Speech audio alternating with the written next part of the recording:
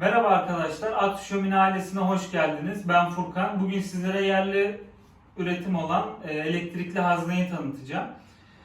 Bunların bütün özellikleri arka plan dahil, odunluklar dahil hepsi birbirinden ayrı çalışıyor. Teker teker özelliklerinden bahsedeceğim. Birlikte bilgileneceğiz. Abilerim ve ablalarım için anlatıyorum, kardeşlerim için. İlk başta ısıtıcısı var. 2 kahve kadar bir ısı veriyor. Aşağı yukarı 20 metrekare alan ısıtıyor. Alev efektini kısabiliyoruz 3 kademeli olarak. Bu şekilde odun görselimizi ve alev efektimizi. Tamamen kapatıp sadece odun efektini kullanabiliyoruz. Veya da alevleri komple açıp odun efektini kapatabiliyoruz, kısabiliyoruz aynı zamanda. Bu şekilde. Yükseltebiliyoruz 3 kademeli olarak. Yanan odun efektimiz var. Çıtırtı sesimiz mevcut. Dinleyebiliriz hep birlikte. Bu şekilde bir çıtır efektimiz mevcut. Ekstra olarak yağmur efektimiz de mevcut bunun yanı sıra.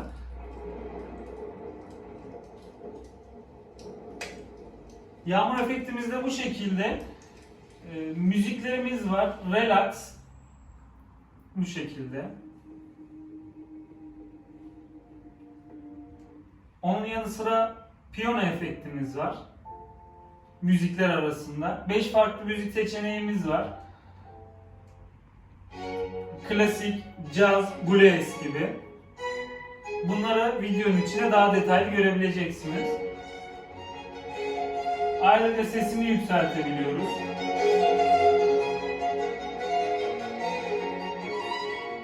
Onun harici gece lambası modumuz var. Bu özellikle diğerlerine nazaran bağımsız çalışıyor. Kırmızı, yeşil,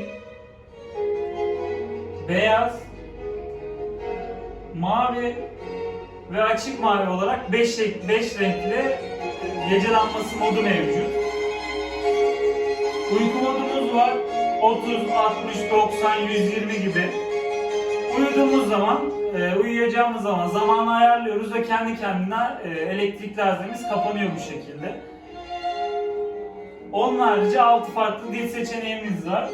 İngilizce, Fransızca, İtalyanca, Almanca gibi. Beni izlediğiniz için teşekkür ederim. İyi haftalar dilerim.